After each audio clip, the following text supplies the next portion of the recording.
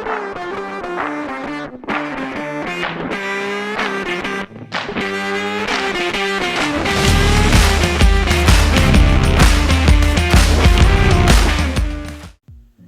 y'all, thank you very much for tuning in. I hope you guys are having the most excellent day today. So today I want to talk about an incident that happened about a month ago or so. So, not really recent, but I want to talk about the Skittles Fursona competition and whether I think the furry fandom as a whole overreacted to the whole thing. Before I get into that, I want to give a massive shout out to my patrons over on Patreon. You'll be seeing their names over here. And my support crew who keep me going on what I'm doing. You'll see their names down by here somewhere. A massive shout out to you guys. Your constant support and, being there for me through this whole YouTube thing means a lot to me. So thank you so much, all of you. And if anyone wants to join my Patreon, give me some support, link is down below. Anyway, on to the subject at hand. So the way this went down is about a month ago, a user named Bluefulf over on Twitter made a post to Skittles asking if they were furry. And it was a very innocent post. She just asked if they were furry. And a couple of backs and forth resulted in Skittles asking for Fursona art contest.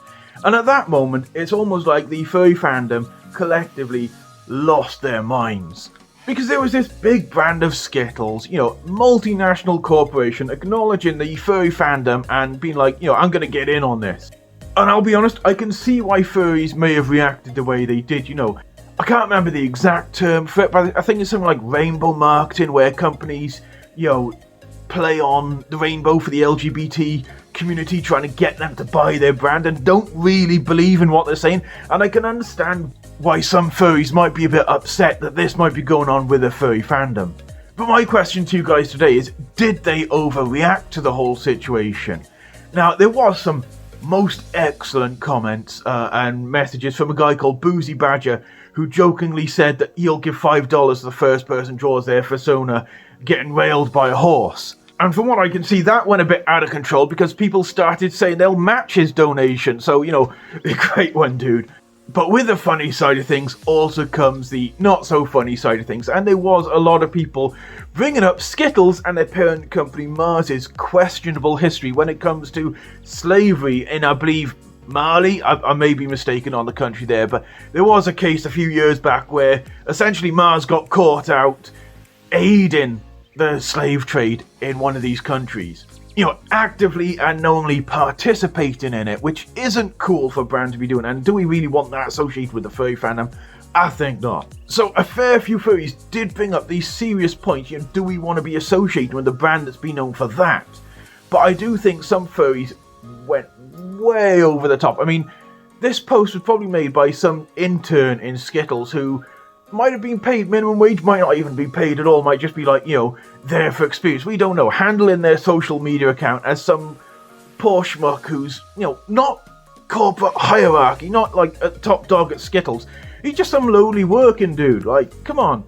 And I saw furries proper chewing this dude out. Like, he might feel like shit after. He might be a furry himself and just be going along with it just for shiggles.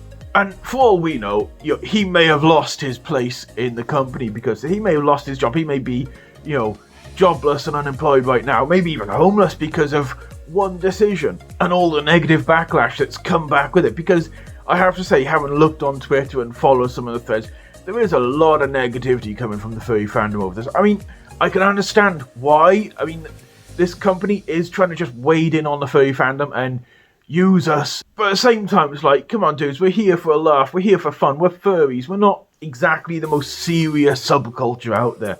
I mean, can't we have a little laugh once in a while? And shout out to this dude who actually designed a Fursona for them. I mean, they were after the name Cheryl for some reason. I mean, Cheryl is a bit of a weird name. I mean, I know a few Cheryls, they don't seem like, Skittles-y energy type. But that is a bit of a tangent. I do think the furry fandom as a whole is a fun and energetic place, and I think we should take advantage of things like this. I mean, okay, it's Skittles, it's not the greatest company on the planet, but at the same time, this was an opportunity for the furry fandom to really shine in the public eye. I mean, imagine if this had gone ahead. Imagine if Skittles had held a actual Fursona competition following on from this. This could have been an opportunity for the fandom to really shine in the public eye and get rid of some of the negative connotivity that goes with the fandom.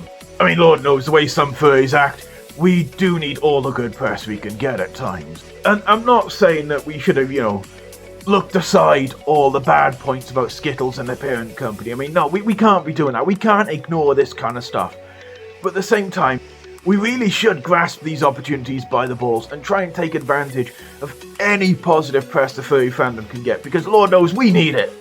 And I'll be perfectly honest, memes aside and some of the funny posts aside, some of the comments I saw were quite gnarly, really not the kind of image that the furry fandom wants to put forward.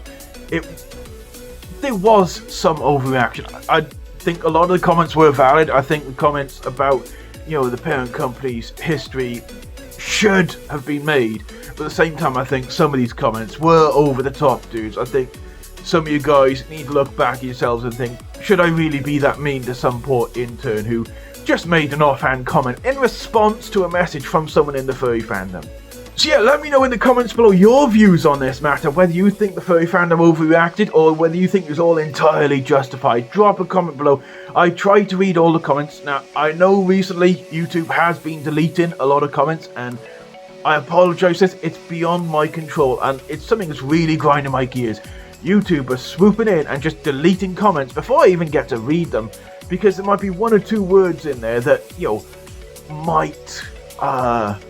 might offend the YouTube algorithm somehow. I don't know, maybe there's some anti-AI semantics in it. I don't know.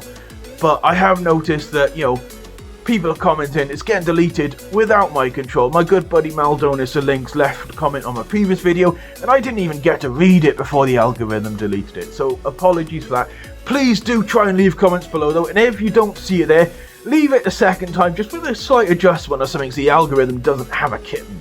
Other than that though, I hope you guys have a most excellent day, an amazing rest of the week, and I will see you guys in the next video, okay? Take care, goodbye.